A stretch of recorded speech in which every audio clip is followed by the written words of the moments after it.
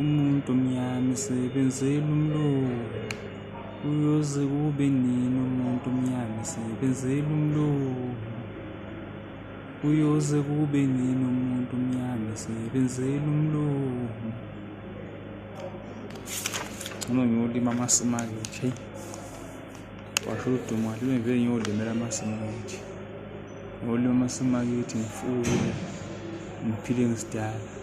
Just like old days. Lapho khona omkhulu bephila ngokutshala, linye, dayisa imfuyo, begana umuntu oyeganwe na 17 years.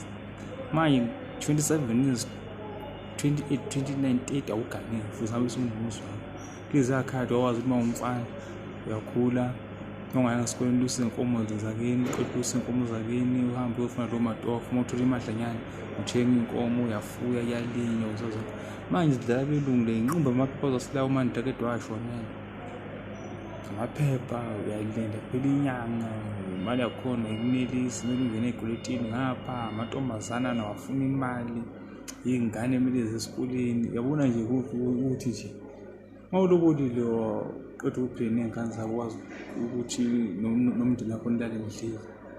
Phelile kodwa manje ngihleli ubani kuthiwa ngiyayisebenza ngabe yiningi into esengizenzile ngabe ngivuka ekuseni mhlawumbe ngayo-order abuya ngajova amazinyana ngiphakela iy'nkukhu ngenza leyo nto ngokuphuma ngodayisa la ngidayisa khona iy'nto zami imali yami.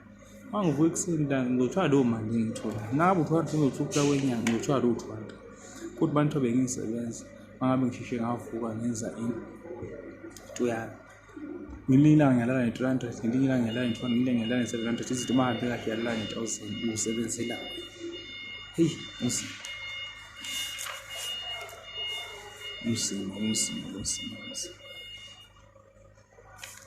Ngenza ama-return. Umsebenzi engiwenza ngazathi uthi ukucoka ama-return. I-transaction qapha ngithi uma uzokhuluma i-accounting sesibiza ukuthi ama-details allowances. Lapho i-customer liphesile kumele kuyele imali.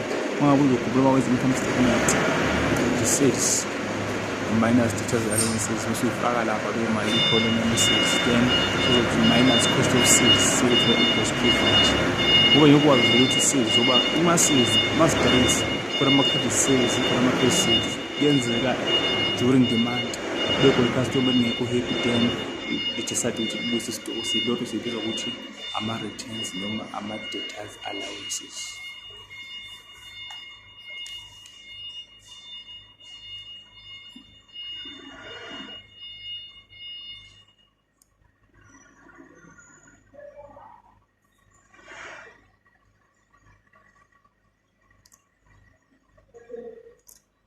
Inkosi ngisize ngingahambi nalo mculo wami.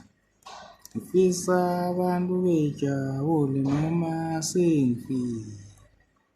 Uma ngingathola abantwana abathathu bafundile ngekho umuntu ongilandela ngekhompyutha ngizwe yami. Ngizama ukubhizi umuntu ozizaqasa kungazenza kusasa. Ngifisa abantu bejabule noma ngingasekho. Uma ngingathola abantu bafundise imikhono by IT.